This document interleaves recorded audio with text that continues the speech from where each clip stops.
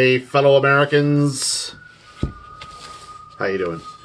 It is my duty to make a video out of letting you know all the albums that I've gotten in the last 2 weeks or so. And it's a fucking lot of albums. Turn this down a little bit. From two different sources, mainly. We'll get into that. First thing, we're listening to Big Business with Head for the Shallow. This came out on Hydra Head Records in...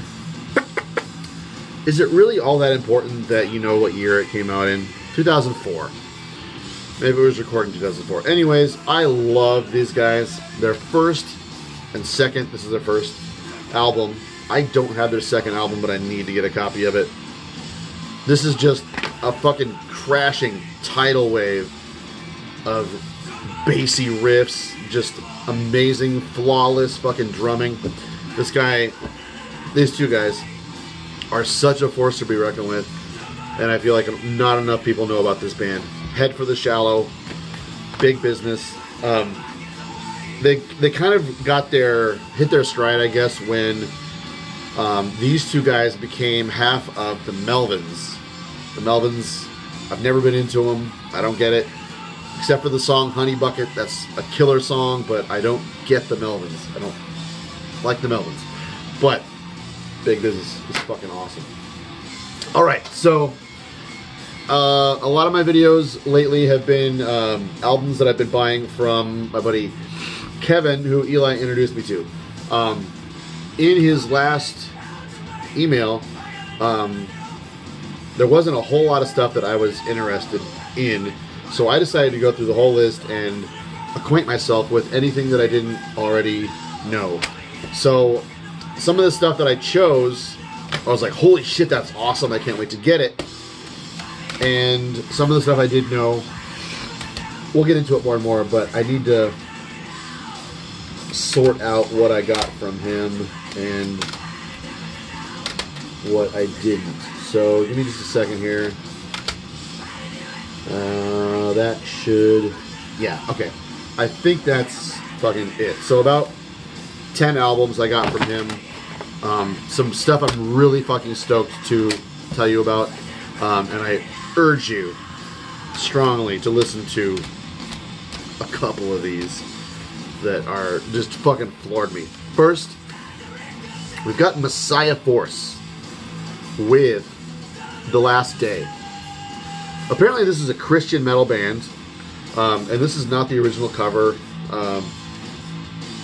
This is, even if you're not really into traditional heavy metal or power metal, this is such a fucking, just a fucking stomper of an album. This is so good. The vocalist, her name is Lynn Renaud. She is such a fucking impressively talented vocalist. I can't believe I've never heard of Messiah Force. I can't believe no one ever talks about Messiah Force. I don't know if this is on vinyl or whatnot, but original presses of this record with this cover on it are pretty valuable.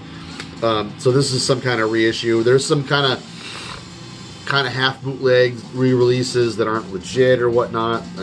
Who really cares? But you gotta fucking hear this record. It's so good. This came out on... I can't even fucking read this label. Of course, in all my videos, links will be down below for you to check this stuff out.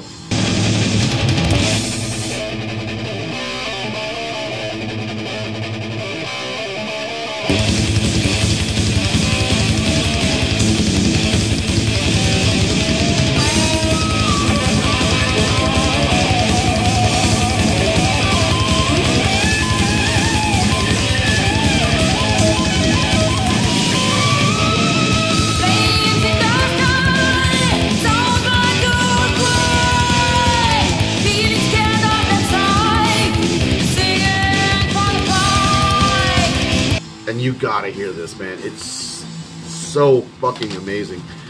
Nothing on the inside, sadly. I really want to know more about this band. This was their only full length. I want to say they had a demo too, but every song on here is a fucking total memorable, just fucking fist banging rager. It's so good. It's not really all that aggressive. It's just fucking catchy, real song oriented. It's just super well done. Yeah, I can't really even think of anything in their league to compare that to, because I don't really listen to much stuff like that. The singer did remind me of some famous singer that I can't recall right now, but regardless, it's fucking awesome. Messiah Force, The Last Day. Get on that shit. It's so good. So next, I didn't know what this was, but it sounded kind of interesting. Phobia. And this is in a full length called Of Hell, and it came out on a little known label. What are they called? Oh, well, you're not going to know it. I didn't even know it. Anyways, Phobia are a death metal band from Orlando, Florida. And this came out in 1995. And it sounds quite a bit like, I guess, Monstrosity, if Monstrosity were a little more boring. The notable thing about this record, and it goes for a lot of money, surprisingly, on Discogs, are that the last... Okay, well, first of all, Tony Loreno plays drums on, like, 6 of the tracks. So this is a really early iteration of Tony Loreno, who is a great fucking drummer. I love when he played on Angel Corpse.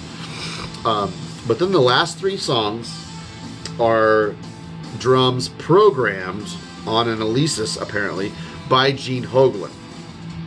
And I wouldn't expect to be impressed by that, but I listened to it today, and the guy does a great job of programming drums, and it makes me wonder if he doesn't write drums by programming them on something like a computer or whatever, and then practice playing them or whatnot. I don't know.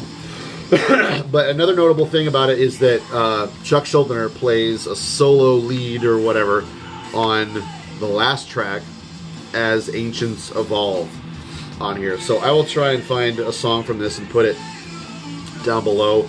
I'm being kind of brief here with everything because I got a ton of stuff to get through, and I want to keep this under like 30 minutes if I can, possible. I don't know. We'll get into another awesome fucking record. Violent Force with Malevolent Assault of Tomorrow. Again, I'm not a huge 80s kind of fan, or I don't listen to a lot of thrash stuff. It's got to be like really fucking good. It's got to be like this for me to really be nuts about a thrash band. I really prefer the German stuff because it's just dirtier and grimier and more aggressive, and this is just so damn great. I would put this up there along with bands like Tankard, Sodom, Creator, shit like that. It's so good.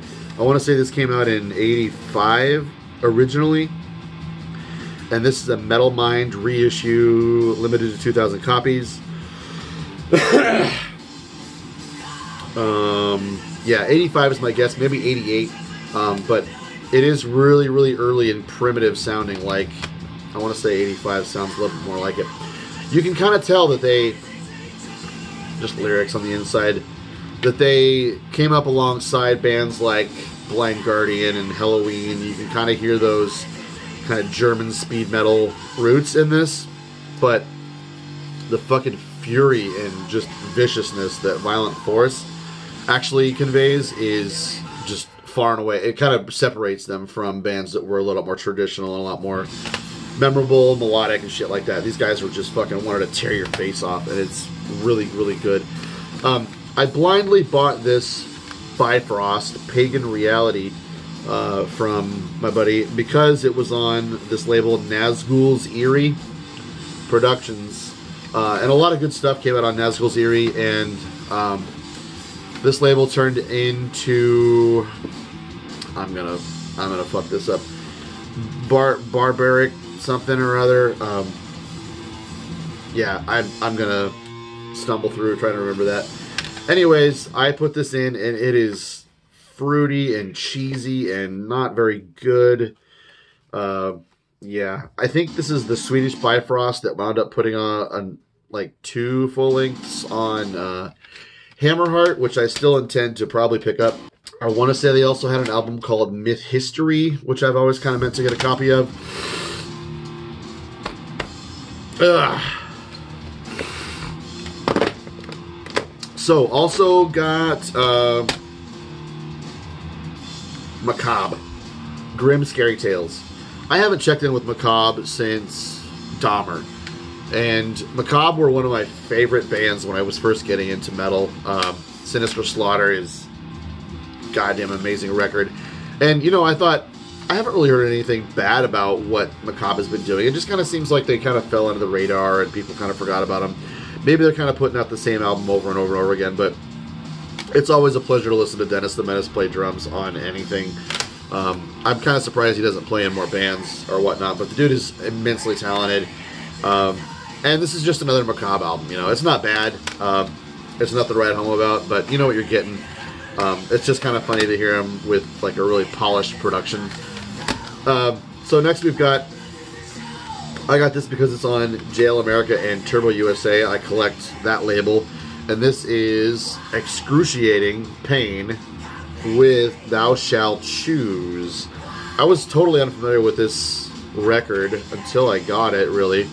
And it's just totally typical. I was kind of bothered by the way the singer fucking cups his mic. Just a cop out. And you wind up sounding worse when you cup your fucking microphone. Only idiots do that shit. So yeah, totally generic stuff. And it's not a surprise that it's on JL America. But Vermin, dude. This fucking just kicked my fucking teeth in. This is called Obedience to Insanity. And this is a compilation of 3 demos from 92 and 93. These guys are from Sweden, and you might know Vermin because they wound up doing, I think, 2 releases on No Fashion. And don't let that mislead you. They were, I don't think I've heard them, but they're probably pretty terrible. They're like death and roll. And No Fashion really put out some fucking shitty releases before they went belly up. But this is so good. Who put this out? House of Kicks and Chaos Records, I guess. I've never heard of Chaos Records, I don't think. But this is super good. It's not your typical Swedish death metal kind of stuff. And I would liken this to Effigy of the Forgotten by Suffocation, were they from Sweden. Not to say that it's just a melodic version of that or whatnot, but it does sound more European in some way. It's not a New York death metal record by any means, but it does have some super just razor sharp fucking brutal moments like Effigy of the Forgotten does by Suffocation.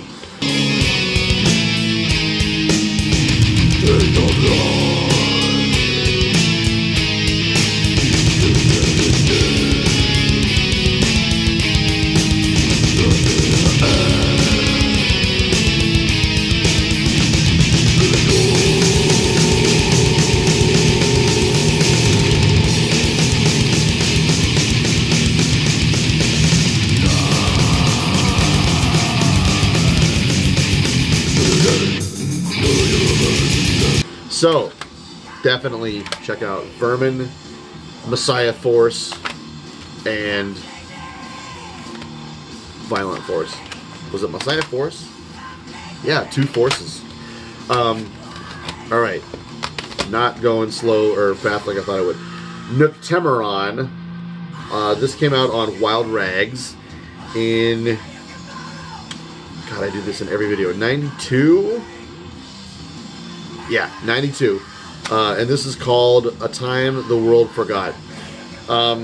Pretty boring, generic kind of death metal from California, if I'm not mistaken. But maybe someday it'll hit the spot. Also picked up Bewitched. Not the Swedish Bewitched. These guys are from South America, maybe Argentina, Chile. and this is not very good. I don't know what I listened to. I swear I took a minute to listen to this record on YouTube before I bought it. And, yeah, it's really full of itself for what it is. Next, I picked up 2 CDs from Faith Extractor. A lot of guys are talking about these guys, and they deserve it. I am here trying to promote these guys, Faith Extractor.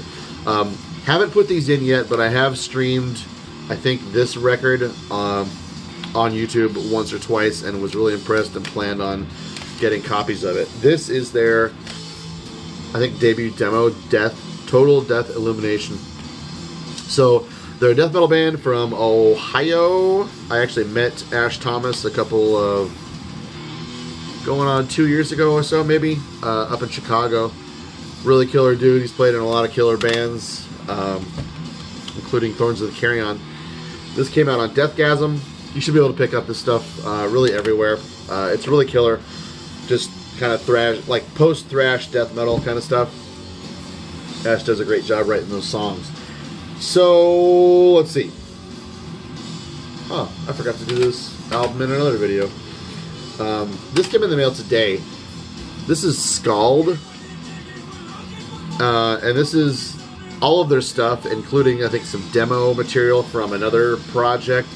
I had forgotten all about Scald until I watched a video. Banger TV does some videos that are of interest. I'll kind of watch anything anymore when I'm on the exercise bike at the gym. So they were talking about Russian heavy metal, and the only thing they talked about that I cared about was Scald, and I had forgotten that I had always meant to pick up something by Scald. I don't really know the history of this band, or if there is one or whatnot. There seems to be kind of a lot of important stuff to know about this band, which I don't, so I'm not going to pretend that I do. But the stuff sounds like kind of a doomier, more traditional Bathory, and it's really, really well done. I'm really happy to have a copy of this. So this has some live stuff and some demo stuff from another band that he was in called Egil's Saga. This came out way, way, way back in the day. I want to say like 91, 92 or so. So originals of this kind of stuff are hard to find, and being that the band was from Russia, you're going to have an even more hard time finding it. But this reissue is pretty easy to find for cheap, and it came out on Roth Emitter, WROTH Emitter. I don't know if that helps you at all. So I also got in, where are you? I don't think this is a legit copy. Tormentor, Anno Domini. I always meant to pick up a copy of this because I was a devout buyer of Nocturnal Art Productions back in the day. But this was just a little too old school for me back when I was first getting into metal, so I always just kind of avoided getting a copy of it. And then I heard Seventh Day of Doom, their demo.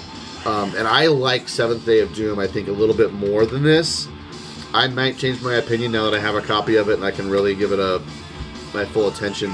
But I got this on some distro, Miami Metal Merchant, I think, for 15 bucks. And they said it was probably a bootleg or whatever. This is, like, original of this is really hard to come by. So I'm fine with that. I paid like 15 bucks for a probably bootleg of it. It's not really a slouch version by any means. The color's just kind of dead on it. You can kind of tell it's probably fake, and that's just fine. It's a killer record. Man, these guys were just really in a league of their own. Tormentor. Yeah, you guys should know Tormentor. If not, check out Seventh Day of Doom. That record, man, I could wax poetic on that forever and ever and ever.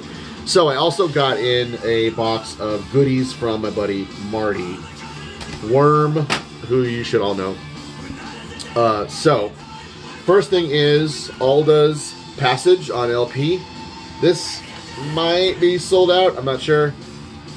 You can definitely get it on CD, which you should. But this has a lot of new artwork in it, and this is a beautiful treatment of the record. Is there a booklet? Yeah.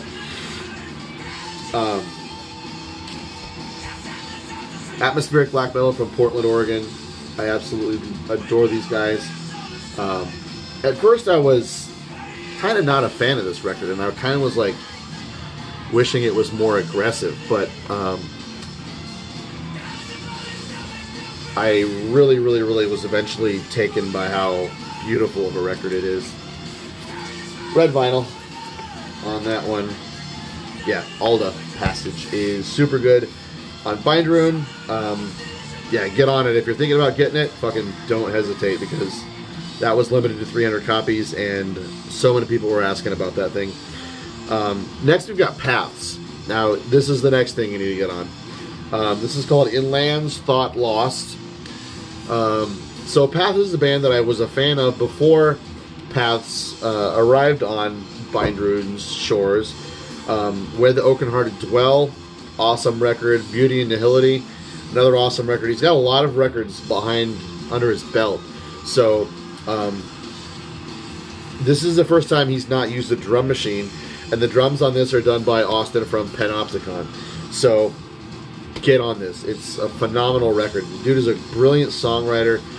It's really interesting stuff, and it's awesome to hear a collaboration between a guy who has maybe 10 albums under his belt and Austin, who also does, but you know, it's like a new union being made. It's a single LP on red, just like the Alda, maybe a little bit more transparent than the Alda is. This is, I don't know if this is limited or not, I shouldn't say, but great artwork all over. There's Mike from Paths. Binderoon did a thing the other day where there were 3 releases that all came out on the same day. This was one of them. The other one was the new one from Enephrins. This is The Bleakness of Our Constant. I haven't listened to this yet. I really need to get on it. I've been working through this stack of like old school stuff. I've been in a like really old school kind of mood lately. Got a nice kind of merge splatter gray kind of deal there.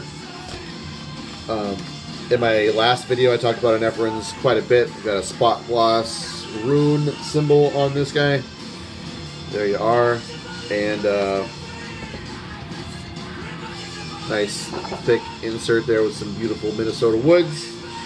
There is joy for you. And the third thing that came out the other day, on the same day, was Nichochwin's The Ancient Pulse. This is kind of a rarities, B-sides kind of thing.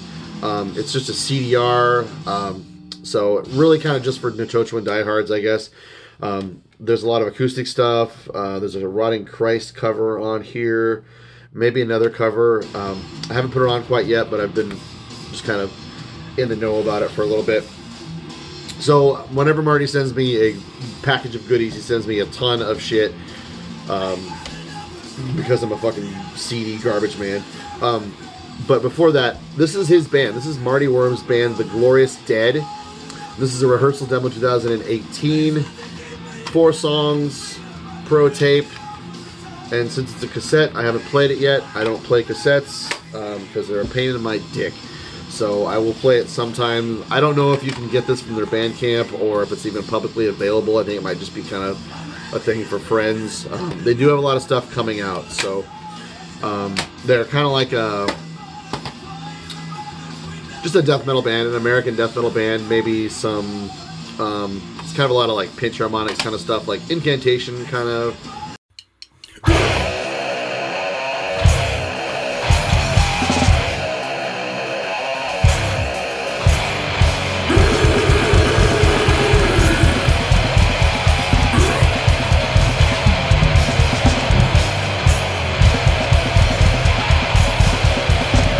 Stuff. I'm starting to lose my voice, so I'm gonna blaze through this pile because of most of it I don't know.